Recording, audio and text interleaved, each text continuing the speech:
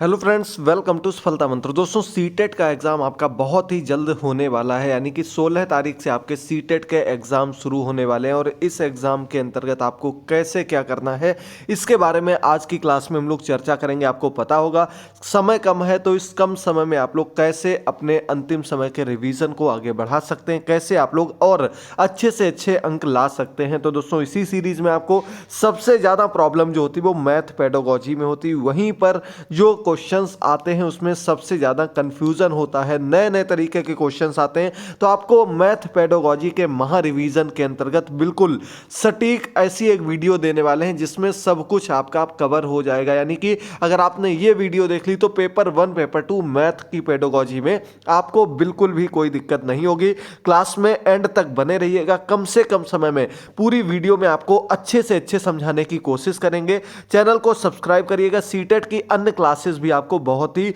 जल्द मिलने वाली, जो कि आपके अंतिम रिवीजन के लिए रामबाण सिद्ध होने वाली हैं। तो देखते रहिए, समझते रहिए और देखते हैं हम लोग मैथ पेडागोजी को। पहला क्वेश्चन आपके सामने आ चुका है।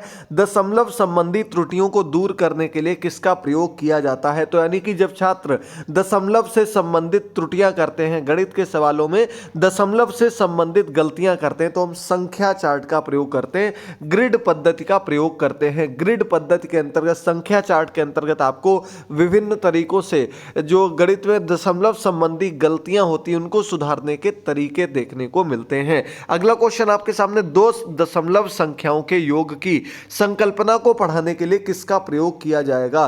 तो आपको बता दें, दो दशमलव की संख्याएं हैं और उनका हम क्या योग यानी कि उनका एडिशन सिखा रहे हैं। तो इसके लिए हम मोती और माला इसका प्रयोग करेंगे। मोती और माला का प्रयोग किया जाता है इस प्रकार के प्रश्नों को, इस प्रकार के जो हमारी प्रॉब्लम्स होती हैं उनको सॉल्व करने के लिए। तीसरा क्वेश्चन है, गणित के प्रमुख अंग कौन से हैं? बहुत इंपॉर्टेंट क्वेश्चन है दोस्तों, ये आपको क्रम भी याद रखना है।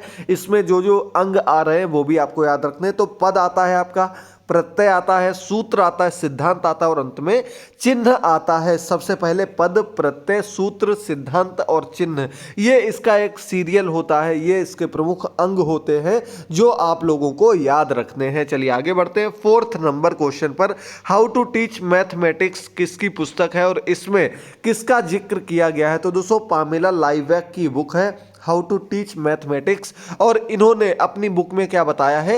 ELPS। अब आप लोग सोचेंगे ELPS क्या हो गया?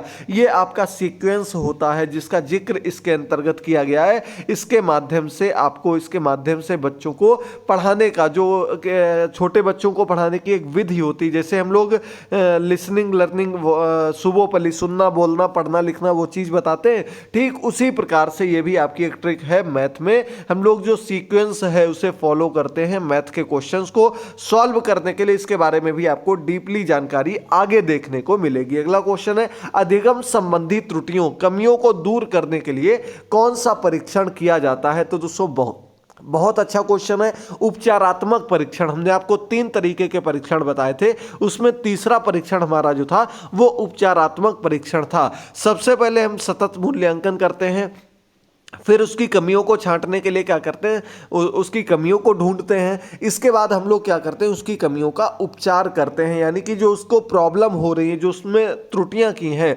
उनको दूर करने के लिए हम उपचारात्मक पद्धति का, उपचारात्मक मूल्यांकन या परीक्षण करते हैं। ये कमियों को दूर करने के लिए प्रयोग किया जाता है। 6 नंबर क्वेश्चन है, गणित संबंधी गलतियों का पता लगाने के लिए कौन सा परीक्षण किया जाता है? देखिए, अभी ऊपर आपको क्या बताया कि दूर करने के लिए, दूर करने से पहले हमें क्या होना चाहिए? सबसे पहले तो हमें पता लगना चाहिए ना कि बच्चे ने क्या क्या गलतियां की हैं, कहां बच्चा गलती कर रहा है। तो हम उनकी गलतियों को पता लगाने के लिए निदानात्मक परीक्षण करते हैं। यह भी 100% आने वाला क्वेश्चन है। निश्चित तौर पर आपका क्वेश्चन एग्जाम में पूछा जा सकता है। इस बार चूंकि पैटर्न काफी चेंज कर दिया गया है, इस बार जो है ऑनलाइन आपका एग्जाम होगा। आप लोगों को बहुत ही ध्यान से एक एक क्वेश्चन को समझना है, नहीं तो आपका जो समय है वो खत्म हो जाता है और क्वेश्चंस कंप्लीट नहीं कर पाते हैं, तो आपका जो आपका टाइम बाउंडेशन है उसको ध्यान में रखते हुए एक एक क्वेश्चन को कम से कम समय में समझना है। निदानात्मक परीक्षण जो होता है पता लगाने के लिए होता है, उपचारात्मक परीक्षण उन कमियों को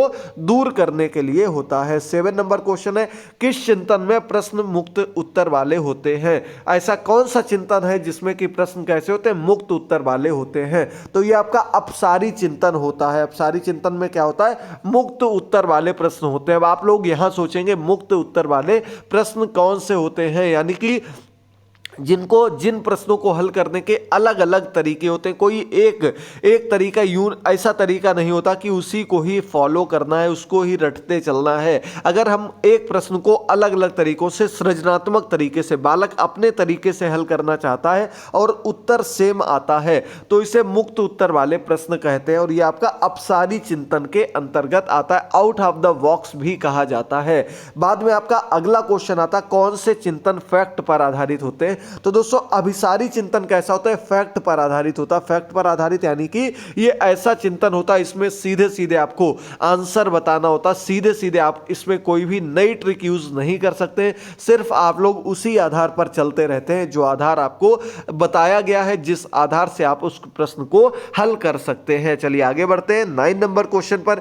ज्यामिति की 2D आकृतियों को पहचानने के लिए किसका प्रयोग किया जाता है? तो दोस्तों 10 ग्राम जो होता है इसका प्रयोग क्या करते हैं? ज्यामिति की 2D आकृतियों का पता लगाने के लिए किया जाता है। याद कर लीजिएगा, सबसे इंपॉर्टेंट क्वेश्चंस आपको दे रहे हैं। निश्चित तौर पर आपके यहां से सबसे ज्यादा क्वेश्चंस फंसेंगे। आप लोग बस सपोर्ट करिए, क्लासेस को देखते रहिए और अधिक से अधिक शेयर करते रहिए। अगला क्वेश्चन है, ज्यामिति की 3D आकृतियों को पहचानने के लिए किसका प्रयोग करते हैं?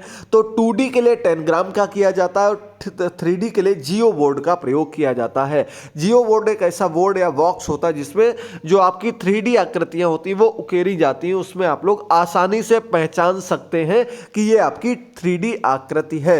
जियो बोर्ड इसको बोलते हैं। 10 ग्राम आपका 2D आकृति के लिए प्रयोग किया जाता है। अगला क्वेश्चन है, विंडो की अवधारणा समझाने के लिए किसका प्रयोग किया जाता है? तो दोस्तों वृत्तीय किट जो होती है, वृत्त में आपको इस प्रकार से बता करके ये आधा हो गया, ये 1/4 हो गया, ये अलग अलग तरीके से समझाया जाता है, उसके अलग अलग टुकड़े हो जाते हैं। तो ये आपका वृत्तीय किट जो होती है इसका प्रयोग हम कब करते हैं? जब हम बच्चे को भिन्न पढ़ा रहे होते हैं, रेशनल नंबर वगैरह बता रहे होते हैं, तब हम इसका प्रयोग करते हैं। 12 नंबर क्वेश्चन आपके सामने है, 2D आकृतियों के क्षेत्रफल की तुलना करने में किसका प्रयोग करते हैं? तो 2D आकृतियों का जब क्षेत्रफल की बात आती है तो यहां पर आपका आंसर हो जाता है ग्राफ पेपर। दोनों क्वेश्चन समझिएगा, जब हम आकृति का पता लगाते हैं तो किसका? 10 ग्राम का प्रयोग करते हैं, 10 ग्राम का। और जब हम उसका क्षेत्रफल, उसका एरिया जब निकालते हैं तो ग्राफ पेपर का प्रयोग करते हैं। दोनों बिल्कुल अलग अलग चीजें हैं, बस आपको समझते रहना है, याद करते रहना है। अगला क्वेश्चन है, प्राथमिक स्तर पर गणित की पहेलियां किसमें मदद करती हैं? यह भी बहुत अच्छा क्वेश्चन है दोस्तों। समस्या सुलझाने के कौशलों को प्रोत्साहित करने में, जब हम प्राइमरी लेवल पर बच्चों से गणित की पहेलियां पूछते हैं तो उससे क्या होता है? उसकी जो कह सकते हैं उसकी जो कैलकुलेटिव पावर होती है, दूसरा उसकी जो मानसिक बुद्धि जो बढ़ सकती है, उसके जो स्किल्स हैं, उसकी जो छुपी हुई क्षमताएं हैं वो प्रोत्साहित होती हैं। उसमें एक प्रकार से इन चीज़ों को हल करने का एक्साइटमेंट आ जाता है और वो उन चीज़ों को और आगे तक समझने के लिए अपने आगे की क्लासेस में भी ले जाने की कोशिश करता है। तो कौशलों का प्रोत्साहन होता है, यानी कि उसकी स्किल्स को आगे बढ़ाने के लिए हम इसका प्रयोग करते हैं। 14 नंबर क्वेश्चन है, बच्चों में संख्या ज्ञान विकसित करने के बाद किसका परिचय देना चाहिए? तो दोस्तों बच्चों में क्या करते हैं? संख्या ज्ञान विकसित करने के लिए सबसे पहले शून्य की अवधारणा बताना जरूरी है। शून्य से हम लोग आगे बढ़ते हैं और शून्य से ही हमारी जो गणित की शुरुआत होती है। तो यानी कि सबसे पहले हमें इसके बारे में अवधारणा बहुत ही आसान शब्दों में समझाते हुए हम आगे बढ़ते हैं, तभी उसको गणित की संख्या ज्ञान आसानी से हो जाती है। 15 नंबर क्वेश्चन है, अंक गणित की मूलभूत संक्रियाएं कौन सी होती हैं? तो दोस्तों अर्थमेटिकल इक्वेशन जो आपके कह सकते हैं, अर्थमेटिकल जो आपकी क्रियाएं होती हैं, संक्रियाएं होती हैं, उसमें आपका जोड़ होता है, योग होता है, घटाना होता है, व्यकलन होता है, गुणा भाग, ये 4 मुख्य रूप से आपकी अंक गणित के अंतर्गत आने वाली मूलभूत संक्रियाएं हैं। मूलभूत संक्रियाएं नाम दिया गया है, तो यानी कि ये 4 ही होती हैं, याद कर लीजिएगा। अगला बहुत अच्छा क्वेश्चन दिया गया है कि गणित कक्षा में संप्रेषण का उद्देश्य क्या है। गणित की कक्षा में क्या संप्रेषण का उद्देश्य पूछा गया है। संप्रेषण यानी कि कम्युनिकेशन, छात्र और टीचर के बीच जो एक अच्छा वातावरण बन सके, कम्युनिकेशन बन सके, वो क्या है, गणितीय विचारों को सुव्यवस्थित, संचित और स्पष्ट करना। यानी कि गणितीय विचार जो हैं, गणित की क्लास में जो एक प्रकार से मैथमेटिकल टर्म्स आती हैं, उनको हम किस प्रकार से बच्चे को समझा पा रहे हैं, किस रूप में बच्चा उसको समझ पा रहा है, किस रूप में स्पष्टता से हम उदाहरण के साथ उसकी ओर बढ़ रहे हैं, ये एक प्रकार से गणित में संप्रेषण उद्देश्य कहलाता है। 17 नंबर क्वेश्चन है, सममिति और परावर्तन की ज्यामितीय संक्रियाओं की वृद्धि के लिए किसकी आवश्यकता होती है।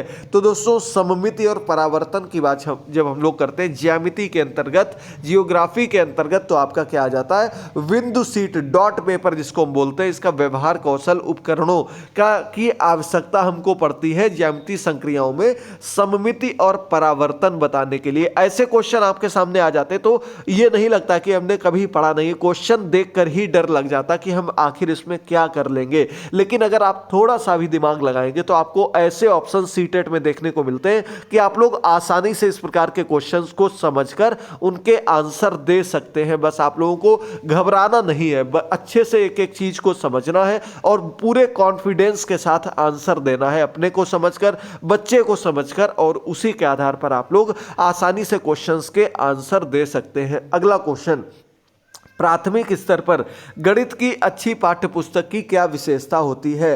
प्राइमरी लेवल पर जो मैथ की अच्छी बुक्स होती हैं उनकी विशेषताओं की बात करेंगे तो आपको खुद आंसर पर ध्यान मत दीजिए, आप खुद सोचिए कि अगर हम अच्छी बुक की बात करते हैं तो वो कैसी होनी चाहिए। एक तो पहली चीज़ क्या होनी चाहिए, बच्चे को पूरी तरीके से समझ में आनी चाहिए, यानी कि उसकी भाषा कैसी होनी चाहिए, बहुत ही आसान होनी चाहिए। दूसरी चीज़ क्या करेंगे, उदाहरण के साथ समझाया गया हो। तीसरी चीज़, रोचक लिखा हुआ हो। और सबसे मुख्य बात की ओर आ जाएं तो अवधारणाओं का परिचय संदर्भों के साथ दिया गया हो, संदर्भों के द्वारा दिया गया हो। और हमने जो आपको आसान शब्द में 3 बातें बताई थी वो आपकी यहीं पर क्लियर हो गई कि अवधारणा यानी कि कॉन्सेप्ट जो दी हो, कैसी दी हो, परिचय, उसका जो हम कॉन्सेप्ट को अच्छे से परिभाषित करें, कैसे, संदर्भों के माध्यम से, यानी कि उसको व्याख्या के साथ, उसको उदाहरण के साथ बताएं। ये आपकी एक अच्छी बुक मैथ की तभी बनेगी जब हम प्राइमरी लेवल पर बच्चे के कॉन्सेप्ट को क्लियर कर पाए, जब हम बच्चे को चीजें बता पाए कि ये इसलिए पढ़ाई जा रही है, इसका उद्देश्य ये है, और आपको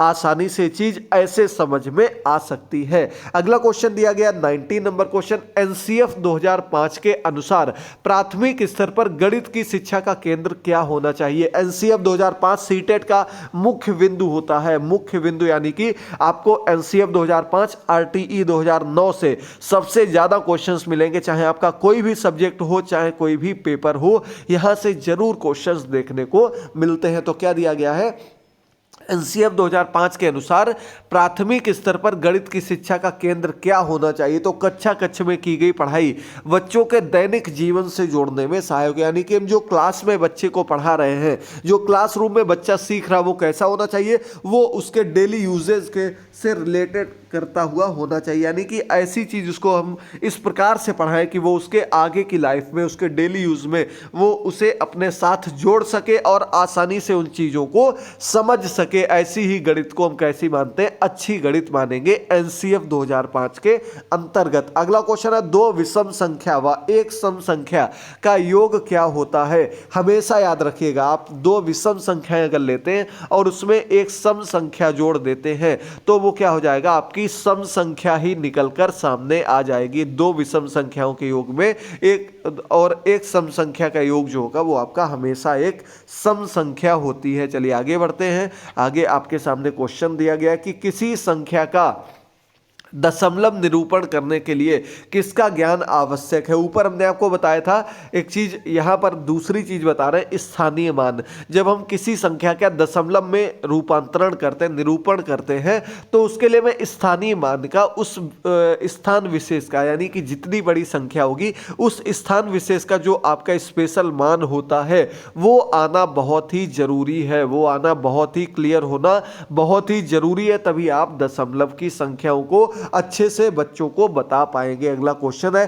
प्राथमिक स्तर पर 10 ग्राम बिंदु के खेल, प्रतिरूप इत्यादि का प्रयोग किसमें सहायक है? तो दोस्तों प्राइमरी लेवल पर क्या करते हैं, 10 ग्राम होता है, बिंदु के खेल कराए जाते हैं, प्रतिरूपण कराया जाता है, तो ये उसके स्थानिक समझ की योग्यता में वृद्धि करते हैं और कह सकते हैं हम उसकी कॉन्सेप्ट को क्लियर करने के लिए, उसको अगर हम कोई टॉपिक बता रहे हैं और इन चीजों का प्रयोग करते हुए बता रहे हैं तो निश्चित तौर पर यह चीज उसकी योग्यता में वृद्धि करेगी, उसको समझाने में मदद करेगी और वो आसानी से जिज्ञासु रूप में उन चीजों को सीख पाएगा। अगला क्वेश्चन है, कक्षा 2 के छात्रों को हासिल वाले 2 अंकों की संख्याओं के योग में कठिनाई का क्या कारण है? तो बच्चों में पुनर्समूहीकरण की प्रक्रिया की समझ का अभाव है, यानी कि बच्चों को सबसे पहले में पुनर्समूहीकरण के बारे में बताना है, उनको बताना है। मेन चीज होती है क्लास में बालक अलग अलग बुद्धि लब्धि के होते हैं, अलग अलग क्षेत्र के होते हैं, तो उनको एक साथ पढ़ाने के लिए अलग अलग टेक्निक का प्रयोग करना है। दूसरी चीज, उनको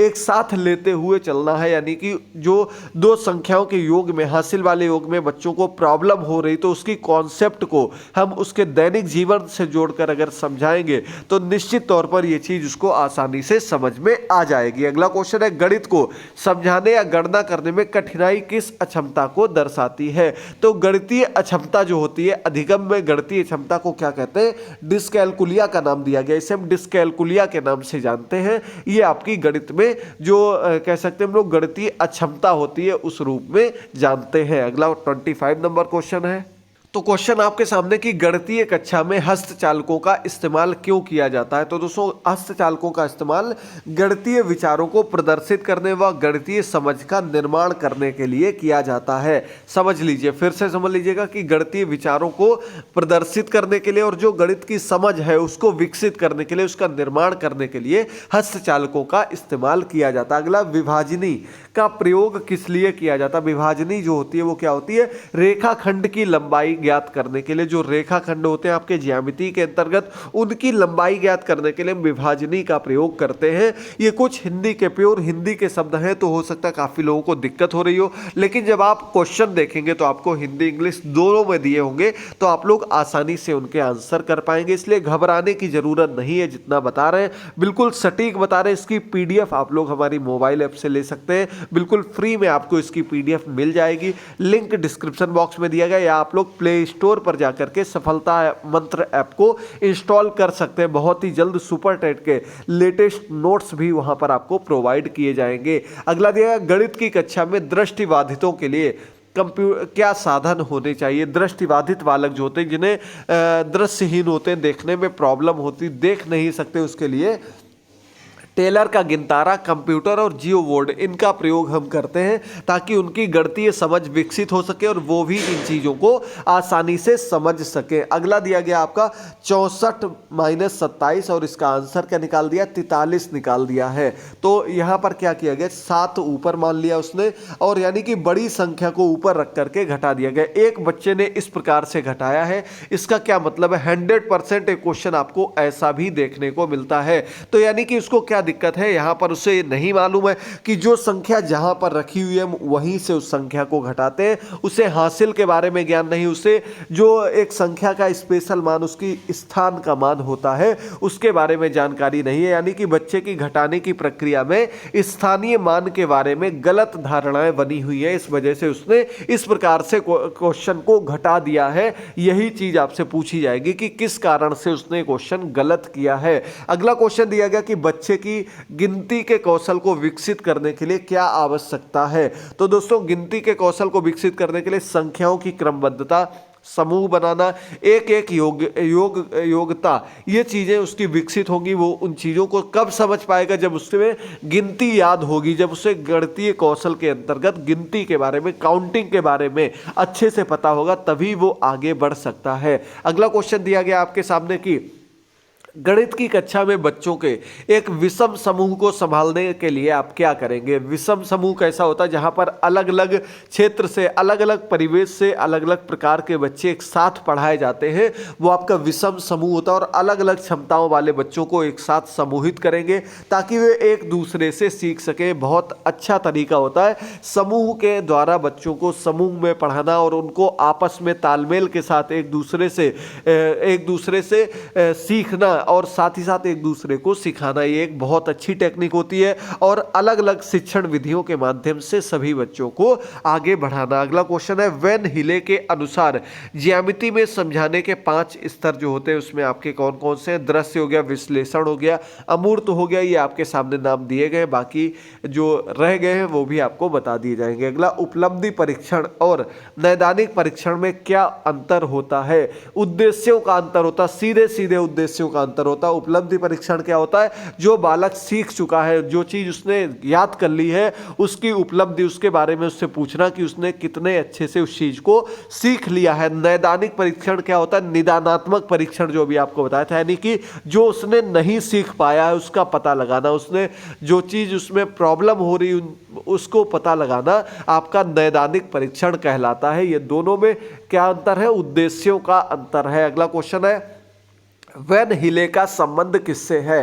तो दोस्तों वैन हिले का संबंध ज्यामितीय अधिगम से है। किससे, जो आपका ज्यामितीय अधिगम है इससे वैन हिले संबंध रखते हैं। अगला क्वेश्चन है, प्राथमिक स्तर का बच्चा आकृतियों को उनकी दिखावट के आधार पर वर्गीकृत कर लेता है, तो बच्चा वैन हिले के अनुसार किस स्तर पर है। तो ये भी एक स्तर आ जाता है इनका, चाक्षुषीकरण स्तर है। चाक्षुषीकरण मतलब, चाक्षु मतलब क्या होता है, आंखें, आंखों के द्वारा उसके बनावट को पहचान लेना और उसको वर्गीकृत कर देना चाक्षुषीकरण कहलाता है, जो कि वैन हिले के स्तर के अंतर्गत आता है। अगला क्वेश्चन है, संरक्षण, वर्गीकरण, वर्ग समावेशन किससे संबंधित है। तो दोस्तों प्रारंभिक संख्या की संकल्पना, जो आपकी बिल्कुल प्रारंभिक संख्या होती है उनकी कॉन्सेप्ट को क्लियर करने के लिए हम इन चीजों का प्रयोग करते हैं। अगला क्वेश्चन है, समावेशित विद्यालय में आप अपनी कक्षा में दृष्टिबाधित छात्रों के लिए क्या करेंगे। समावेशित क्लास क्या होता है, इंक्लूसिव क्लास क्या होता है, जहां पर हर प्रकार के, हर वर्ग के, हर क्षमता के बच्चे को एक साथ बैठालकर शिक्षण कार्य कराया जाता बिना किसी भेदभाव के, अलग अलग शिक्षण विधियों के माध्यम से।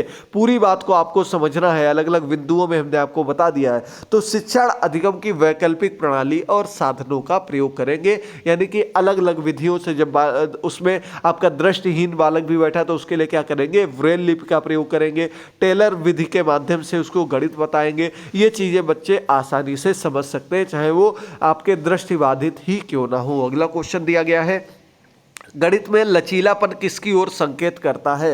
एक से अधिक उपागमों का प्रयोग करते हुए समस्या समाधान की योग्यता की ओर। लचीलेपन का मतलब होता है कि हम बिल्कुल एक कह सकते हैं एक रूढ़वादिता के माध्यम से नहीं सिखाते बालकों को, बल्कि उनकी अपनी बुद्धि का गणित में प्रयोग करना बहुत ही जरूरी होता। सृजनात्मकता, रचनात्मकता का प्रयोग बहुत ही जरूरी होता, लेकिन सही क्षेत्र में। अगला क्वेश्चन है, प्राथमिक स्तर पर लंबाई को मापना विषय पढ़ाने के लिए क्या श्रेणी क्रम होना चाहिए। लंबाई मापने का जो श्रेणी क्रम होगा, एक क्वेश्चन आपको 100% इस टॉपिक से मिलता है। तो तुलना करेंगे, फिर क्या करेंगे, अप्रमाणिक मापों का उपयोग करेंगे, इसका प्रमाणिक मापों का उपयोग करेंगे और प्रमाणिक इकाई को विकसित करेंगे। ये इसका सही क्रम होता है। जब हम गणित में लंबाई टॉपिक पढ़ते हैं, लंबाई को मापना सीखते हैं, तो ये उसका सही क्रम होता है। अगला क्वेश्चन, यदि एक शिक्षार्थी पूर्णांकों, भिन्नों एवं दशमलव संख्याओं पर चारों आधारभूत संक्रियाएं करने में समर्थ है, वह किस अवस्था में होता है। वो संक्रियात्मक अवस्था के अंतर्गत आ जाता है। जब वो क्या कर रहा है, वो हर प्रकार से पूर्णांकों, भिन्नों, दशमलव संख्याओं और इसकी जो 4 आधारभूत संक्रियाएं हमने आपको क्या बताई थी, जोड़, घटाना, गुणा, भाग, ये सब कुछ कर लेता है इन सब के साथ, तो वो क्या है, संक्रियात्मक अवस्था में है। अगला क्वेश्चन, यदि किसी बच्चे को पढ़ने में कठिनाई है तो उसको कौन सी क्षमता, तो वो आपका डिसलेक्सिया के अंतर्गत आ जाता है। अधिगम में पठन अक्षमता, जो आपकी पढ़ने संबंधी क्षमता होती है, पठन विकार जिसको कहते हैं, वो आपका डिसलेक्सिया कहलाता है। अगला क्वेश्चन दिया गया है, 40 नंबर क्वेश्चन कम से कम समय में आपको कवर करा रहे हैं। अधिक से अधिक क्वेश्चन, क्लास पसंद आए तो लाइक जरूर कर दीजिएगा, अच्छे से इन क्वेश्चंस को याद कर लीजिएगा। निश्चित तौर पर आप एग्जाम देकर आएंगे तो कहेंगे हाँ बहुत से क्वेश्चन आपके यहां से फंसे हुए हैं। अगला, अध्यापक विद्यार्थियों से आकृतियों के उपयोग की सहायता से किसी भी चित्र की रचना करने के लिए कहता है। इसमें कौन सा उद्देश्य है? तो ये सृजनात्मकता, रचनात्मकता यही तो होती है कि आकृतियों का उपयोग करते हुए जो शिक्षक है वो बालकों से क्या कह रहा है कि आप अपनी बुद्धि के माध्यम से अपने आधार पर इस रचना को बनाइए, सृजनात्मकता का प्रयोग करिए। अगला क्वेश्चन है, एनसीएफ 2005 के अनुसार विद्यालयों में गणित शिक्षण का संकीर्ण उद्देश्य क्या होता है? तो संकीर्ण उद्देश्य की जब हम लोग बात करते हैं, यानी कि बिल्कुल छोटे स्तर पर जब हम लोग बात करते हैं, तो वो आपका संख्यात्मक कौशल का विकास, यानी कि बालक को कम से कम संख्यात्मक कौशल, संख्याओं का ज्ञान तो होना ही चाहिए, गिनती का ज्ञान तो होना ही चाहिए। ये आपका गणित शिक्षण का संकीर्ण उद्देश्य होता है। अगला क्वेश्चन दिया गया, प्राथमिक अवस्था में गणित में रचनात्मक मूल्यांकन में क्या अंतर्निहित है? तो अधिगम में असंगति और शिक्षण में कमियों को पहचानना, यह आपका रचनात्मक मूल्यांकन के अंतर्गत आ जाता है। यानी कि हम नए तरीके से मूल्यांकन करते हुए बच्चे में जो छिपी हुई कमियां हैं उन कमियों को दूर कर सकें। अगला क्वेश्चन है, विकृत लिखावट से संबंधित लिखने की योग्यता में कमी क्या है? तो आपकी लिखावट संबंधी जब कमी आ जाए, जब आपको लिखने संबंधी क्षमता आ जाए अधिगम में, वो आपकी डिस्ग्राफिया कहलाती है। तीनों याद हो गए आपको। एक क्वेश्चन 100% आपका मैथ में, एक क्वेश्चन 100% आपका चाइल्ड डेवलपमेंट में अधिगम विकार से देखने को मिलता है और हर बार पूछा जाता है, चाहे जितने घुमाकर पूछा दिया जाए, चाहे जितने आसानी से पूछ दिया जाए। अगला क्वेश्चन है, गणित की शिक्षा का मुख्य ध्येय क्या है? तो गणितीय प्रतिभाओं का विकास करना गणित की शिक्षा का मुख्य ध्येय होता है, मुख्य लक्ष्य होता है। अगला क्वेश्चन है, गणित की पाठ्य पुस्तक में अभ्यास समय को समावेशित करने का मुख्य उद्देश्य क्या होता है? अभ्यास समय दिया रहता है, पीछे आपने देखा होगा मैथ की अगर बुक्स आपने देखी होंगी तो उसमें विस्तृत अधिगम अवसर प्रदान करना, यानी कि पूरे अच्छे से व्याख्या के साथ उसके जो कैलकुलेशन है, उसके जो कॉन्सेप्ट है उसको क्लियर करने के लिए समय प्रदान करना। अगला क्वेश्चन है, वैदिक गणित का प्रयोग किसके विकास में होता है? तो गणित में गणना के कौशल और गति के विकास में। वैदिक गणित का नाम आप लोगों ने सुना होगा और ये कैसा गणित होता है? हम बड़ी से बड़ी संख्याओं को आसानी से समझ लेते हैं, उनकी गणना कर लेते हैं, उनको आसानी से कोई भी उनमें जो संक्रिया दी होगी उसको आसानी से हल कर सकते हैं वैदिक गणित के माध्यम से। गणित के अंतर्गत सबसे प्राचीन रूप में अगर कोई चीज सीखने को मिलती है तो वो आपका वैदिक गणित ही होता है। अगला क्वेश्चन है 47 नंबर क्वेश्चन, गणित की अच्छी अध्यापिका बनने के लिए क्या होना अति आवश्यक है? तो गणितीय विषय वस्तु को वास्तविक जीवन से जोड़ने के लिए आपका अवधारणात्मक ज्ञान और समझ और योग्यता होनी चाहिए। किसके लिए? एक अच्छे टीचर, मैथ के एक अच्छे टीचर में एक गुण होने बहुत ही आवश्यक हैं कि कॉन्सेप्ट क्लियर कर सके, उसकी समझ को विकसित कर सकते और उसकी योग्यता में विकास कर सके, योग्यता में वृद्धि कर सके। ये चीजें आपके मैथ के पेडागोजी के अंतर्गत मुख्य रूप से आती हैं। अगर आपको क्लास पसंद आए तो जरूर बताइएगा। इसका सेकंड पार्ट आपको शाम की क्लास में दे देंगे और कम से कम समय में 50 और क्वेश्चन करा देंगे, यानी कि 100 ऐसे आपको चुनिंदा क्वेश्चन जो कि आपको 100% सफलता दिला सकते हैं। मिलते हैं अगली क्लास में, तब तक ले थैंक यू दोस्तों, goodbye, all the best. तैयारी करते रहिए, समझते रहिए और चैनल से जुड़े रहिए। Goodbye, take care.